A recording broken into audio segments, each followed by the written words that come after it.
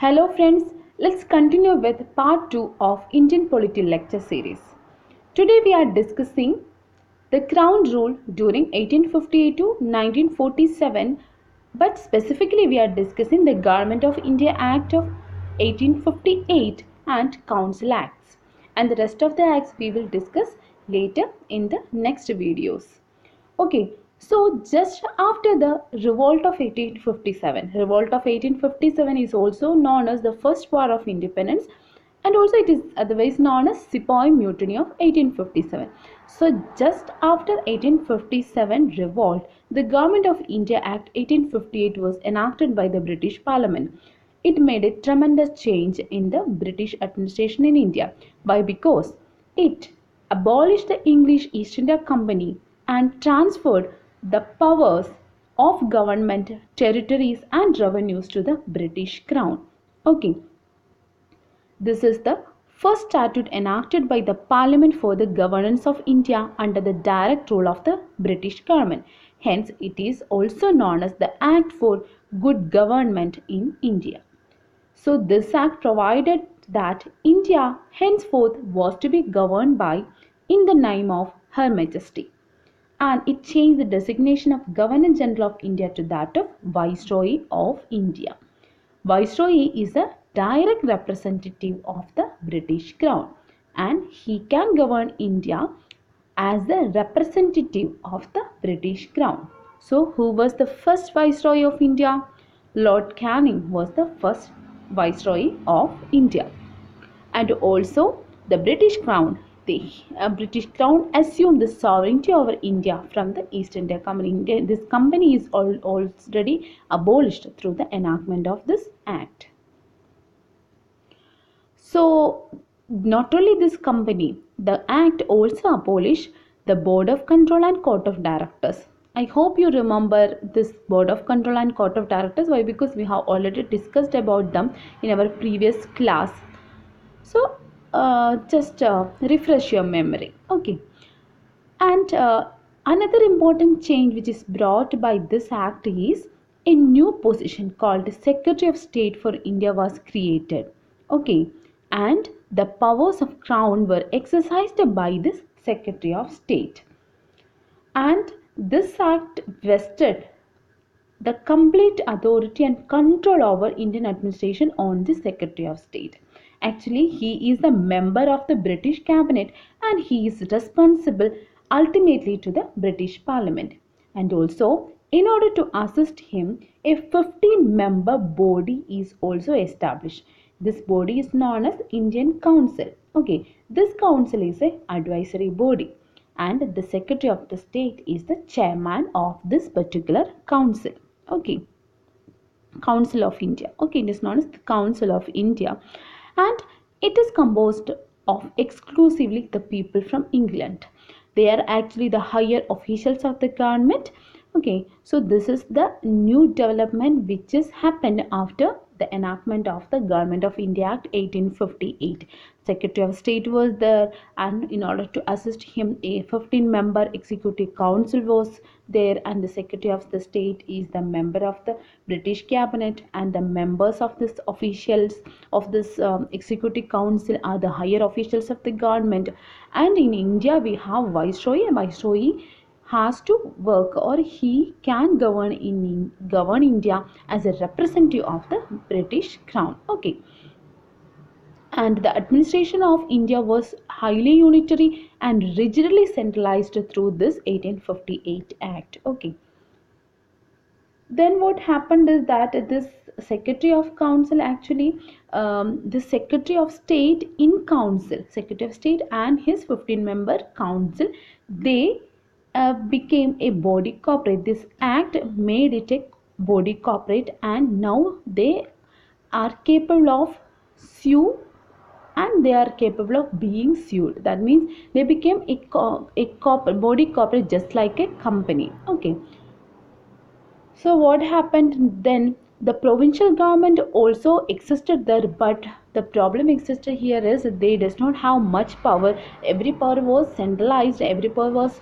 only with the Viceroy of India, but the provincial government were governed actually through a governor. okay, just a governor, but he is merely an agent of the government of India, and their function, this governors function under the direct control of the governor general.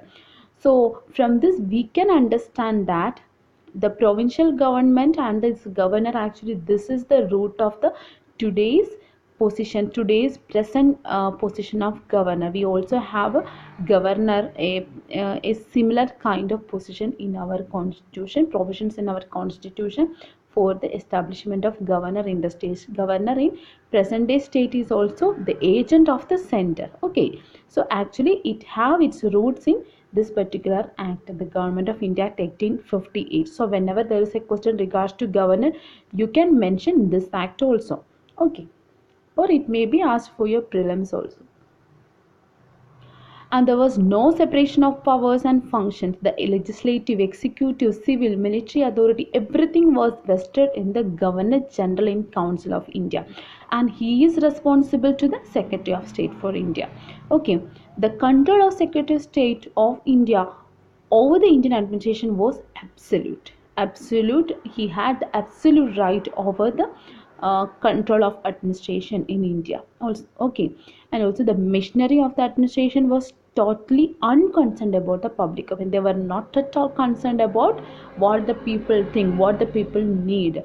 They were only concerned about how to govern India in a new through this new mechanism. But the thing is that the Act of 1857 actually largely confined to the improvement of the administrative machinery. Okay, but they were actually did not alter the actual system of government that was actually prevailed in India. Okay.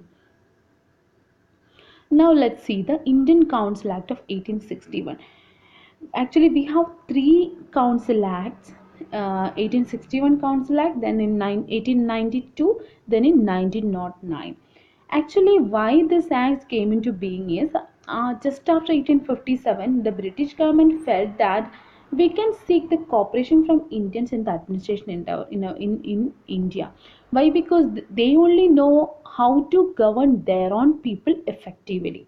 So, in pursuance of this particular policy, what they did is they made or they enacted these three council act. Okay, so Indian Council Act of 1861 is one of the most important landmark enactment in the history of Constitution of India. Okay, now let's see what actually happened. Actually, this act made the beginning of representative institution by associating Indians in the lawmaking process. Okay, that is till now we knew that they never allowed us to enter into the lawmaking process, but this act gave a path, or they actually opened the door for Indians to associate in the lawmaking process also. It actually provided that the viceroy can nominate some Indians. Actually, it is not can. The viceroy should nominate. He should nominate some Indians as non-official members to his council. Okay. So, as a result of that, in 1862, Lord Canning, the then viceroy, he nominated three Indians to the Legislative Council. These three Indians are Raja of Benares and Maharaja of Patiala and Sir Dinkar Rao. So these three persons were actually added by the Viceroy in 1862. Okay. So from this we can see that actually they are relaxing their stringent policies. Okay. But the functions of these nominated members were confined actually exclusively to the consideration for the legislative proposals placed before it by the Governor General.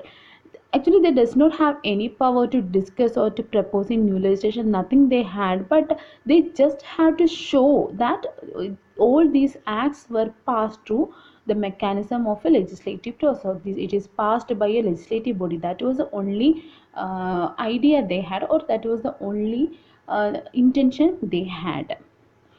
And also in provinces also they made some changes. they initiated the process of decentralization by restoring the legislative powers to Bombay and Madras presidencies. We already studied that these legislative powers of Bombay and Madras presidencies were taken through the earlier enactment, and they just became under the control, or they just became the subordinate of the Governor General of Bengal in earlier enactment. But through this enactment, they gave all those powers, or they gave back all those legislative powers to Madras and Bombay presidencies. And also through this, they reversed the centralizing tendency that started from the Regulating Act of 1773.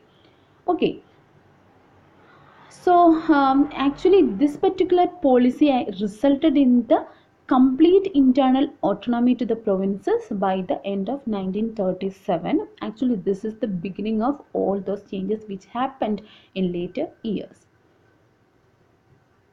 Okay.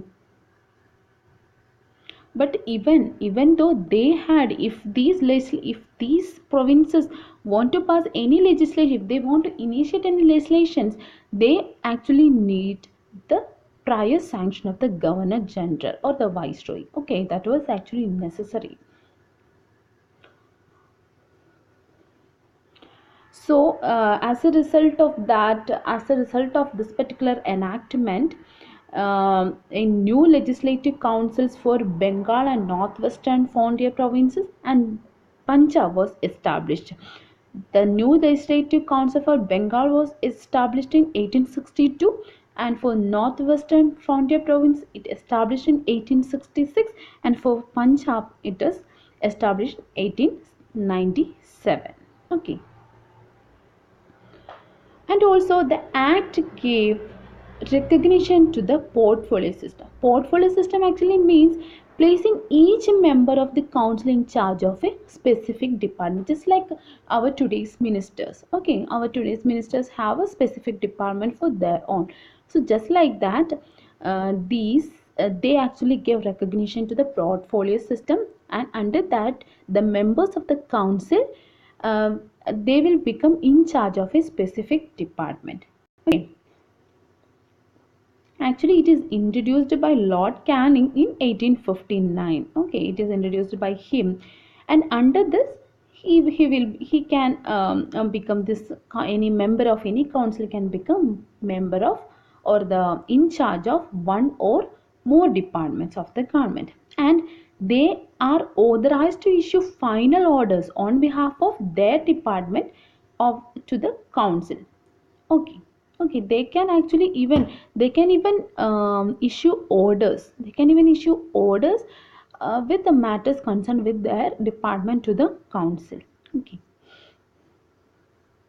And another thing this act empowered is it empowered the viceroy to issue ordinances even without the concurrence of the legislative council. Okay, legislative council, even without the concurrence of the legislative council, the viceroy can issue ordinances, but that can be done only during emergency situations, and the actual time period of this ordinance is 6 months. So from this we can understand that the present day emergency provision have its root in this particular act of 1861. Present day also the president can issue ordinances, or he can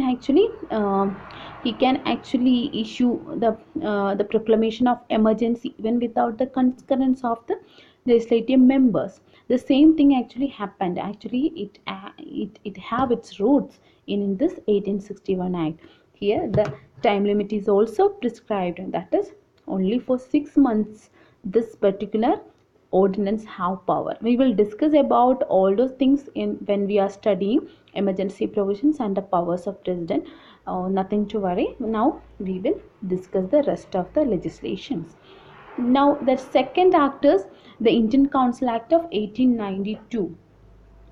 This act actually gave the Legislative Council the power of discussing the budget and addressing the questions to the executive. So, while you are while you are reading through all these legislation, you can understand that the powers of these legislative bodies or these governing institutions actually gradually developing.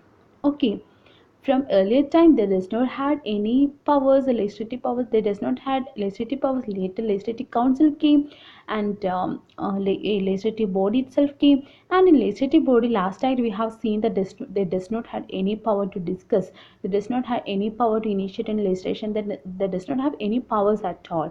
But in 1892 the act gave the Legislative Council the power of discussing the budget and also addressing the questions to the executive. So, such a, even though it is a it is a limited power, but at that time it was something which is actually it is it made a tremendous change actually. Okay.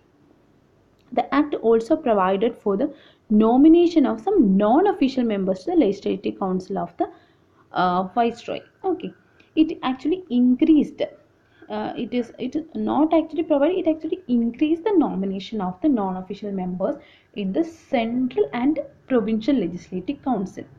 Okay, but even though the number is increased, the majority of the members are official members. So they maintained the majority of official members in the legislative assemblies of both central and legislative councils of both central and provincial legislative assemblies.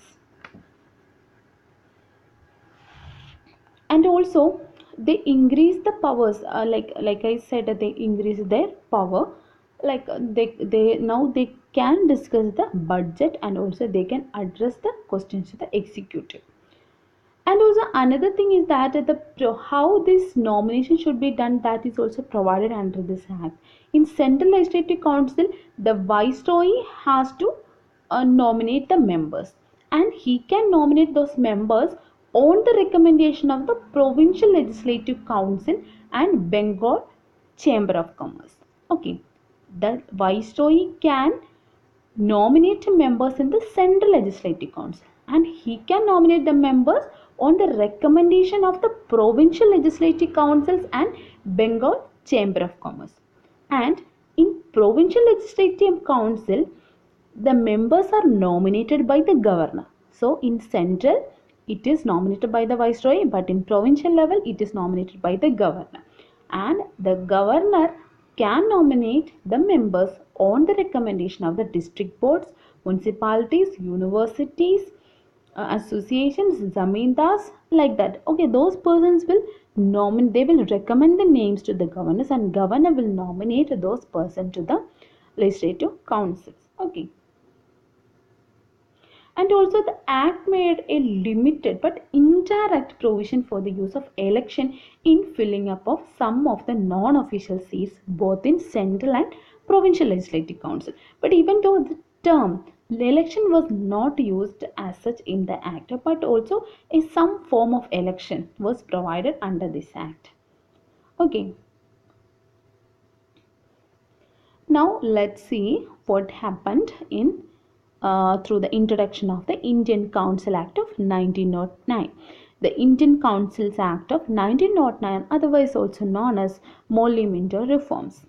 I think you might have heard about this Morley Minto reforms. Minto is actually the viceroy at that period of time, and Morley is the Secretary of State at that time. Okay. The act is actually made another important, it is another important landmark legislation in the history of the Indian constitution. The element of election actually introduced at the central legislative council through this particular act, but the official majority was maintained there. So in earlier act we have discussed that some form of election actually they introduced, but the term election was not actually specifically mentioned here. But the element of election, the actual election was introduced at the Central Legislative Council through this Minto-Morley reforms or the Indian Council Act of 1909. So whenever there is a question regards to this particular thing, like the element of election was introduced through which act, then you have to answer to that question. What will you answer? You should answer that it is the Indian Council Act of 1909. It is not the Indian Council Act of 1892. Okay, even though some form of election was mentioned there, but it was not actually the actual election was not mentioned. The actual election was mentioned in 1909 Council Act. Okay. And under this act, the members of the legislative council allowed to ask supplementary questions. Now you can see how gradually it is developing.